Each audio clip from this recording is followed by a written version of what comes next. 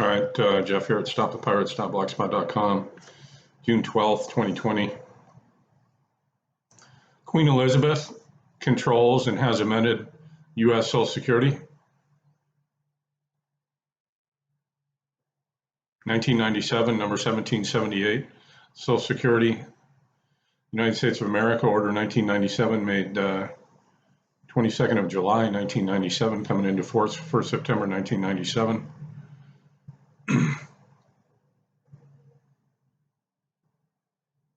At the court at Buckingham Palace on 22nd day of July 1997. Now therefore Her Majesty, and pursuant of section 179 1A and 2 of the Social Security Administration Act of 1992 and all other powers enabling her in that behalf, is pleased by and with advice of her Privy Council to order, and is hereby ordered as follows. This order may be cited as the Social Security United States of America Order 1997 and shall come into force 1 September 1997. Does this give new meaning to this federal judge, William Wayne Justice, stating that in court that he takes his orders from England? I mean, that's true, because the whole court system comes out of the inner city of London, the Inns of Court. And they're here to rule over. The Freemasons in the black robes. This order goes on to redefine words in the Social Security Act and makes some changes to the United States law. Remember, King George was the arch treasurer and prince solicitor of the Holy Roman Empire and See, and of the United States of America. If you look at the Treaty of Peace in 1783, you know, there's still a county in Maryland called Prince George's County. I mean, it's right in your face. You think they would have changed that, don't you, after we kicked him out of the country? It's the same old story. Great Britain, which is the agent for the Pope, is in charge of the USA.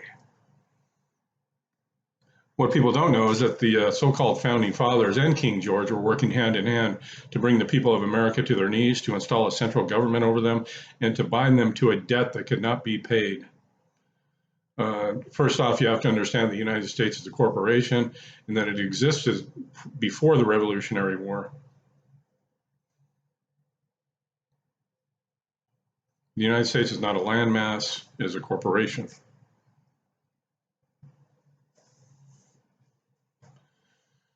Now you also have to realize that King George was not just the King of England, he was also the King of France. That's also in the Treaty of Peace, U.S. 8 Statutes at Large 80. On January 22nd, 1783, Congress ratified a contract for the repayment of 21 loans that the United States had already received dating from February 28, 1778 to July 5th, 1782. Now the United States, Inc. owes the King money, which is due January 1st, 1788. From King George via France, King George funded both sides of the Revolutionary War. That's how they do it. Now, the Articles of Confederation, which were declared in force March 1st, 1781, states in Article 12, all bills of credit emitted, monies borrowed, and debts contracted by or under the authority of Congress before the assembling of the United States in pursuance to the present Confederation shall be deemed and considered a charge against the United States for payment and satisfaction, whereof the said United States and the public faith are hereby solemnly pledged. So the Articles of Confederation acknowledge the debt owed to King George.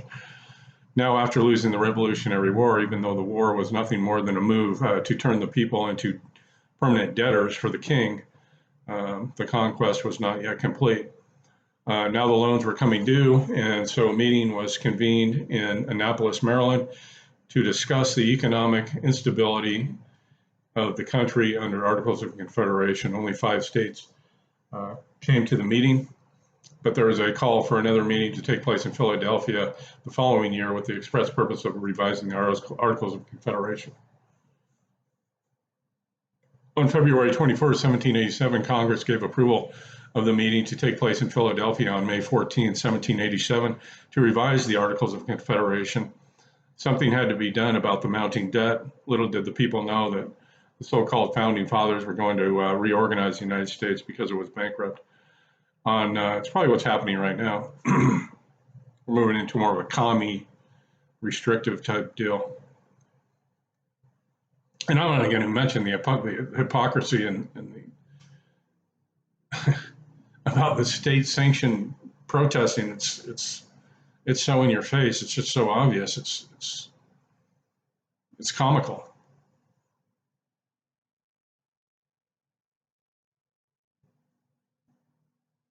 You can't get together with 10 people in your backyard to have a barbecue, but you can go out with thousands and protest the police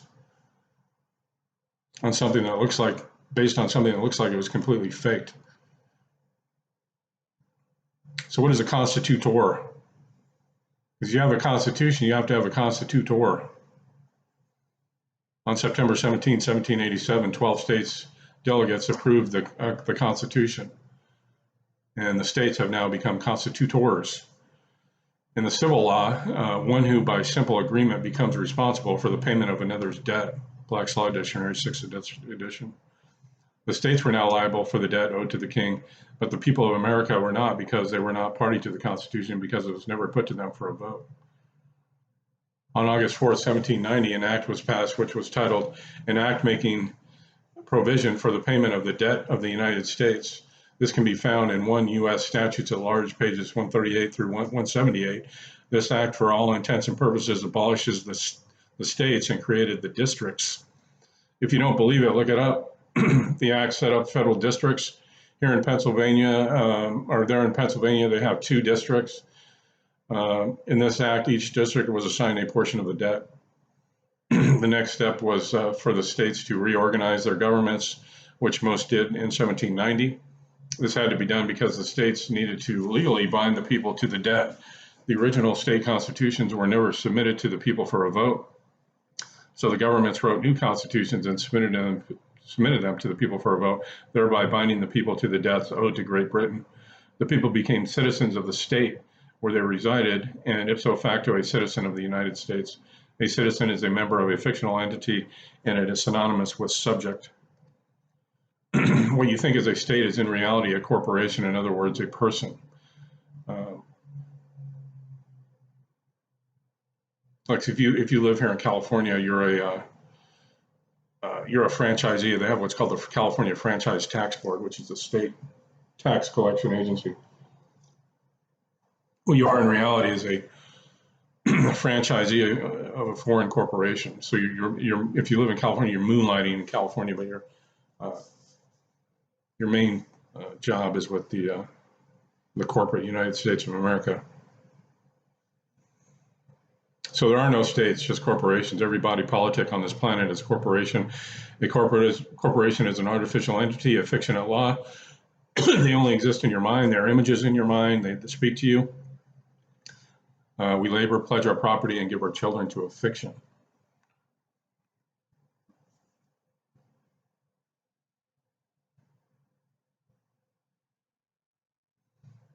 If you want an in-depth look into the nature of these corporations and to see how you also have been declared a fictional entity, see American Law and Procedure, Jurisprudence, and Legal Institutions, Volume 13 by James DeWitt, Andrew, Albany Law School. This book explains in detail the nature and purpose of these corporations. You'll be stunned at what you read.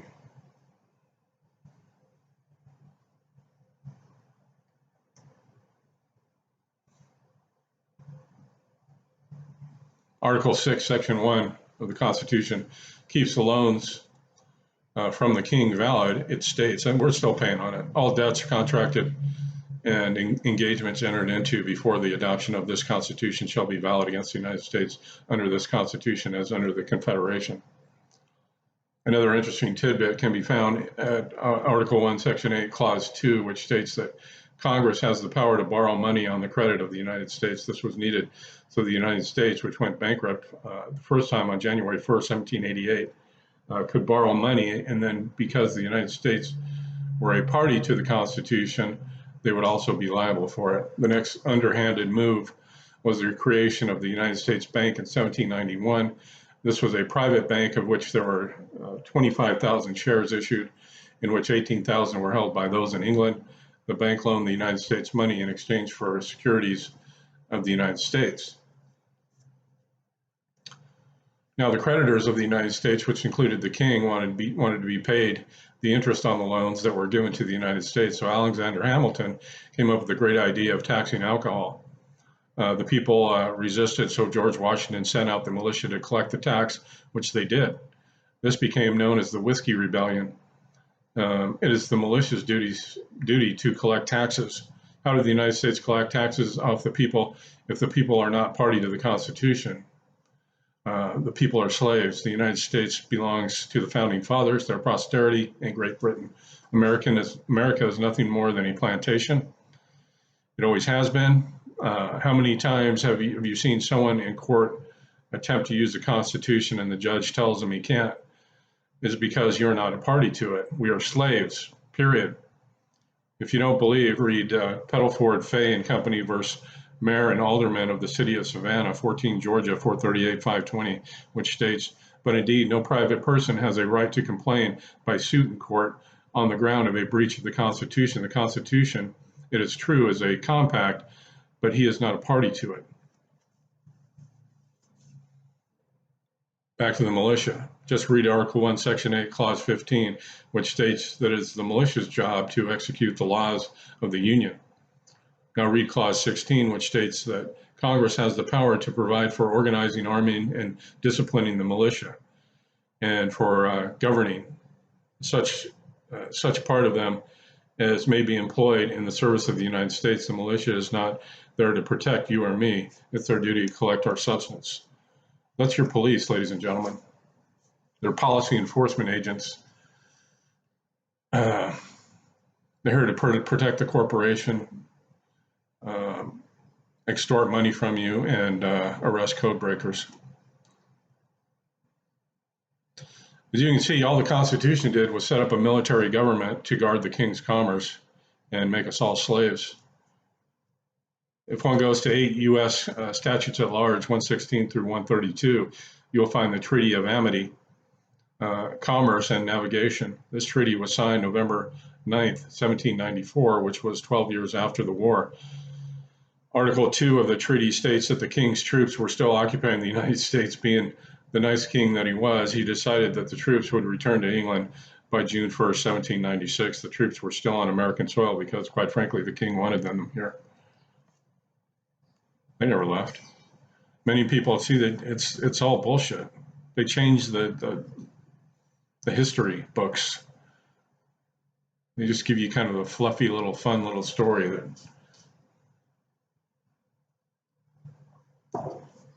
many people tend to blame the Jews for our problems, but they too are no more than part also slaves. Jewish law does not, however, govern the entire world.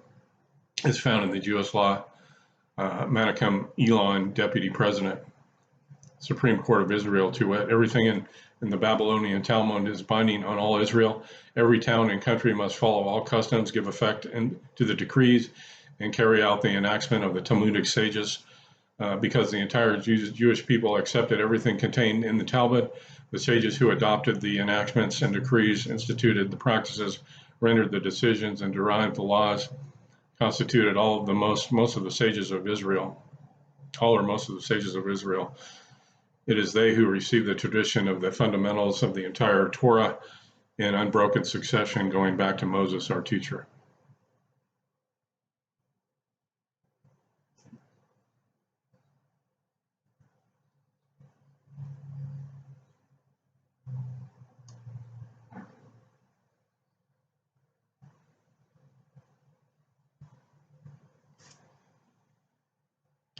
We are living under the Babylonian Talmud. It was brought into England in 1066 and has been enforced by the Pope, kings, and various religions ever since. It is total and relentless mind control. People are taught to believe the things that do not exist. Private international law, which is commercial law, only deals with fictions known as persons. A person is a fictional entity at law, not living being. See UCC 1-201.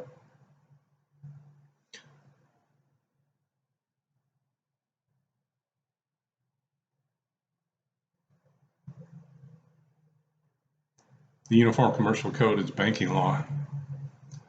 We're dealing in fictions here. Your name in all capital letters is the fiction that interacts with the mother corporation.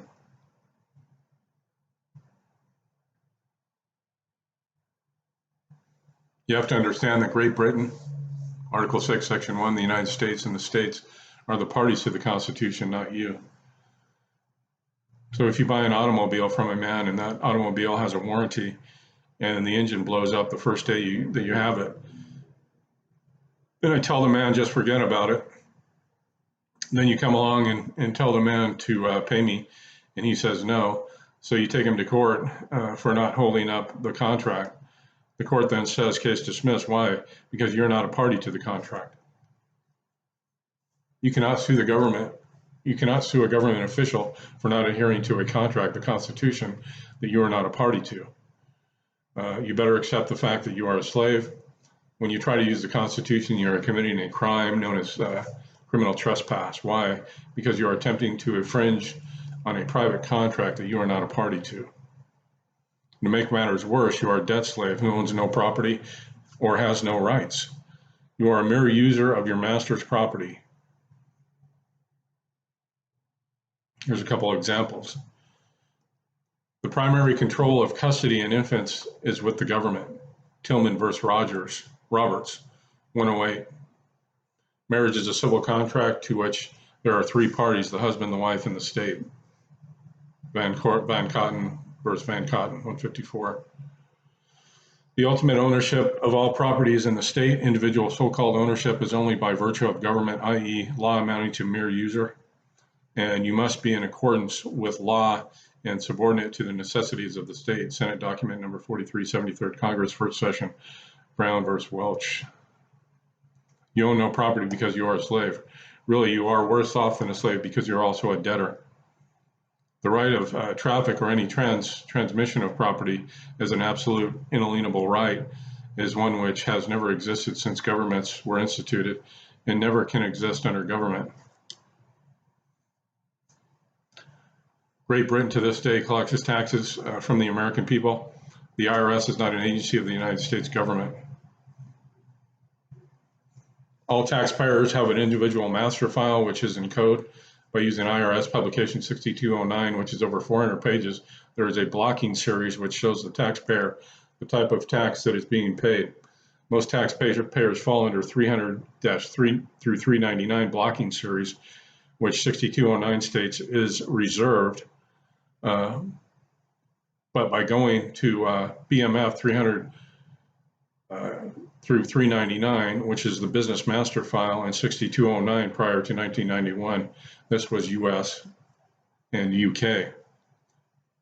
Tax claims, meaning taxpayers are considered a business and involved in commerce and are held liable for taxes via treaty between the US and the UK, payable to the UK. The form that is supposed to be used from this is Form 8288, FIRPTA, Foreign Investment Real Property Tax Account. The 8288 form is the Law Enforcement Manual of the IRS, Chapter 3. The OMB's Paper Office of Management and Budget in the Department of the Treasury. List of active information collection approved under Paperwork Reduction Act is where Form 8288 is found under OMB number 1545-0902, which says U.S. Withholding tax return for dispositions by foreign persons, the U.S. form number 8288, 8288A.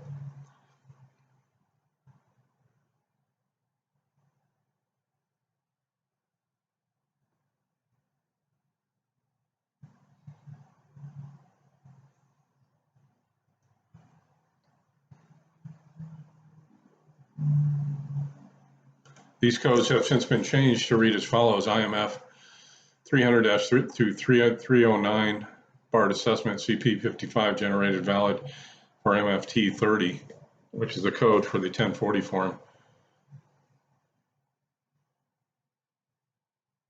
Isn't it incredible that the 1040 form is a payment of the tax to the UK? Everybody is always looking to 26 USC for the law that makes one liable for the so-called income tax, but it is not in there because it is not a tax. It is a debt collection through a private contract called the Constitution of the United States, Article 6, Section 1, and various agreements. Is a cow paying an income tax when the machine gets connected to its udders? The answer is no. I have never known a cow that owns property or has been compensated for its labor. You own nothing that your labor has ever produced. You don't even own your labor or yourself.